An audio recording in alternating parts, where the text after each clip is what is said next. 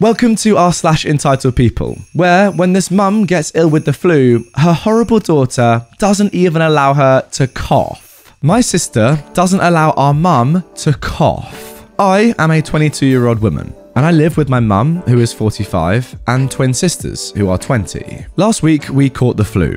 It was really awful, especially for mum, because she had a high fever and a very stuffed nose. I'm currently in a similar position. So my sister, Emily, came back from school really annoyed today, and she yelled at us for different reasons. When my mum told her to watch her mouth and then broke into a coughing fit immediately after, Emily got extremely mad and started screaming at her to hold it in, as it's disgusting and it's forbidden to walk around the house spreading germs. Mum also got angry and told her that it's her house, so she can do whatever she wants, and if she doesn't like it, she's more than welcome to get a job and move out. Yeah, no words for this one. Your own daughter not allowing you to cough when you're sick in your own home. It's just insane. If she's not going to move out, force her out, sack her off. Let's move on. Now for our second story of today's episode.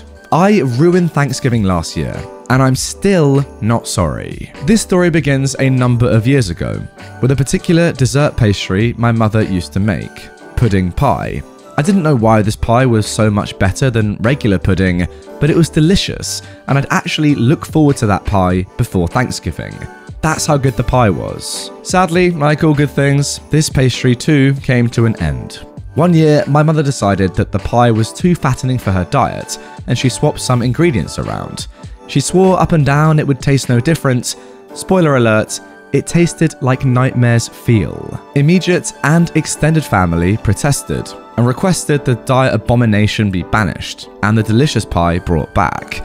Those pleas fell on deaf ears. Eventually, Mum had enough and said she wasn't stopping anyone else from making the pie, but she wasn't doing it anymore. I assume she figured that nobody else would have the gumption to actually seek out the recipe and make it. She thought wrong. In the very wee hours of Thanksgiving morning last year, I took up that gauntlet and prepared my pie in secret. I procrastinated until the literal last minute. I forgot the pie needs some time to set before it can be eaten. I even managed to control myself and not just start eating the filling. I did have one small taste to make sure I didn't forget an important ingredient though. So, I showed up for Thanksgiving lunch at my aunt's house with my pie, and there was much rejoicing. Real sugar, actual tasty ingredients. I inhaled my meal in the interest of getting to pie sooner, and may or may not have overdone it a bit. I needed some time on my feet to make room for a slice of my pie, so I stepped outside to vape and chat with the smokers. I got numerous compliments on not screwing up instant pudding in a pie tin. The actual pie was more complicated than that, but I just took the ribbing. I make it inside and beeline for the dessert table. There's my mother standing near her imposter pie, which was missing a single piece, looking like she's sucking a lemon. Whether that was from the taste of her evil pie or the fact that mine was so popular is anyone's guess. I'm certainly not brave enough to ask. But there's not even a sign of my pie. I see apple pie, pumpkin pie, Toll House pie, but no pudding pie. Not even the pie tin. It couldn't be so delicious that people actually ate the tin in the 10 minutes I was outside, so I addressed the room, asking where my pie is. Several people look at one of the couches and then away. What I saw made my blood boil. My sister is sitting on my aunt's new couch, the entire pie tin on her lap, massive spoon in one hand, a can of whipped cream in the other, and she is going to town on my pie, which had been a little over half eaten by people who weren't complete savages before it fell in with bad company. I recall saying, "Really, sis?" Her head pops up and she looks at me like a deer in headlights. This woman, who is in her 30s mind you, has chocolate pudding and whipped cream smeared all over her face. She compounds the image of a toddler by speaking with her mouth full as she tries to justify herself. What? Mum said someone needed to take the pie away before she caved. Reason and consideration left me. I spent hours on that pie and I didn't even get to eat a single piece. I won't claim what I did next was okay. All I will say is I've yet to regret doing what I did, and I honestly can't think of any other way I could have responded. I don't think I'm the hero of this tale. All I can say is I'm not the only villain. I snorted like a little piggy. Twice. I'm not sure when the rest of the room quietened down and watched our little showdown. All I can say is it was silent when I oinked, and everyone heard it.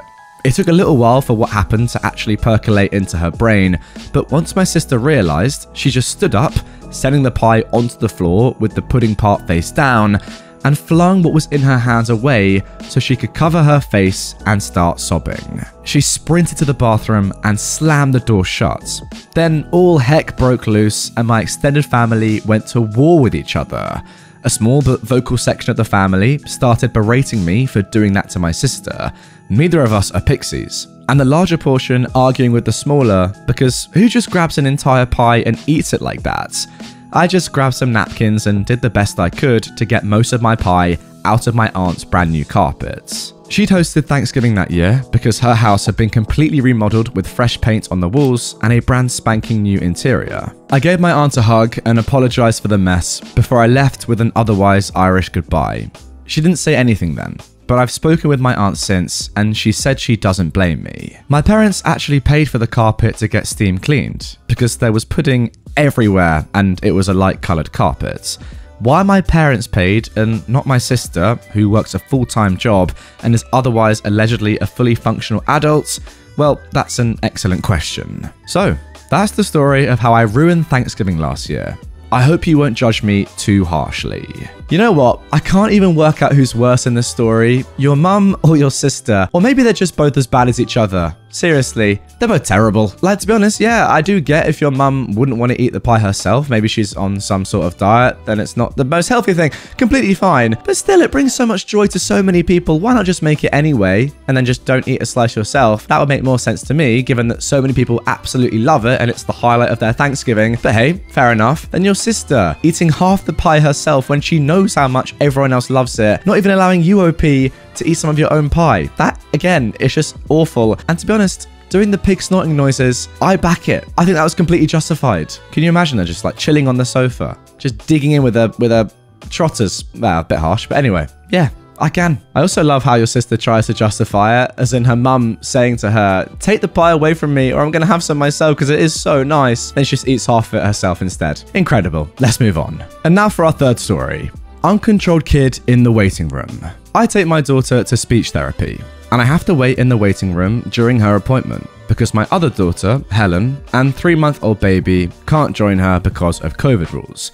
No big deal, Helen is pretty active but well behaved. There are other parents and kids who come through the waiting room while my older daughter has her appointments. Now, I've been having a problem with a mother and daughter who come in after us and leave before us. The first time we encountered them, we were sitting on a couch, and the little girl, who is probably around 4 or 5, sat right next to us.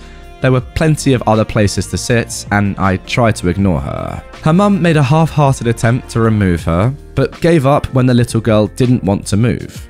Now, she doesn't wear a mask, and then she proceeded to sneeze on my nursing pillow, and her mum removed her. The second time, she sat on the couch with us another week, and I tried to coax her to gently move without any luck. A few more times later, I told her that normally we like making friends, but we want to keep germs to ourselves.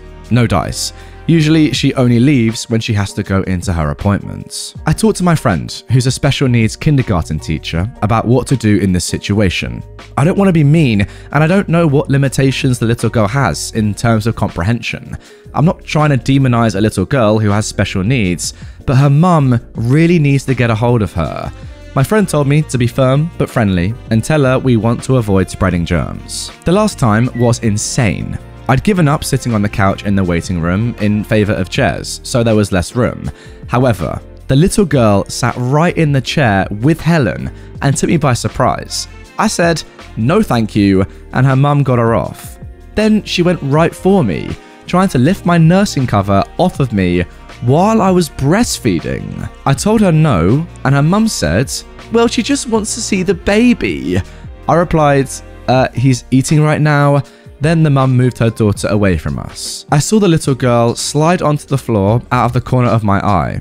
And when her mum left her for a split second, the girl came right over and again lifted my cover off. I barked, absolutely not, and her mum pulled her off of me.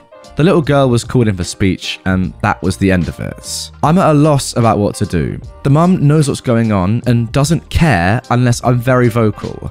What do you all think? I mean, this is actually a pretty horrible position to be in if you think about it, especially given the pandemic that's been going on for quite a long time now. Oh, I don't like anything about this story. Again, as I often say, I don't really blame the little girl. She's only 4 or 5. She doesn't really know too much. She probably doesn't have that much common sense. The mum, though, what are you doing? If you can't control your child and you get angry because this mum isn't letting your child see her baby, it's ridiculous, especially when breastfeeding. But also, come on, it's COVID, man. Ridiculous. I don't really know what advice I can give to the mum other than you kind of have to take it up with the staff at this therapy place, wherever you are, and say to them how uncomfortable this mum is making you feel, and hopefully they can do something about it. I don't really know what they do. Maybe just say, look, if you can't keep to the current rules about social distancing, then you're not allowed to come here anymore. It's ridiculous. It really is. I don't know what more this mum individually can do other than say, go away. Guys, get in the comments if you don't mind. Drop some advice below for OP.